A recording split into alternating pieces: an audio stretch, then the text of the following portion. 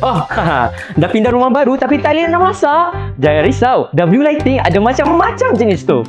Jom. Dekat W Lighting Bath and Kitchen ni ada stove yang menggunakan gas. Dan untuk yang duduk kat kondo tu, jangan risau. Induction stove pun kita ada.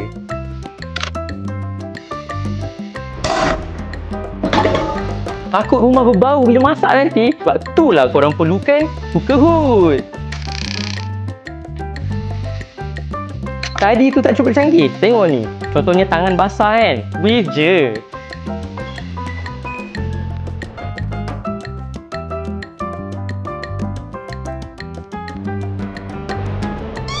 Nak buat kuih raya takkan nak buat atas stove. Sebab itulah kita orang jual oven sekali. Wah. Nak masak tak ni? Kalau nak, belilah peralatan dapur anda dekat W Lighting Bath and Kitchen sekarang. Sedap ni.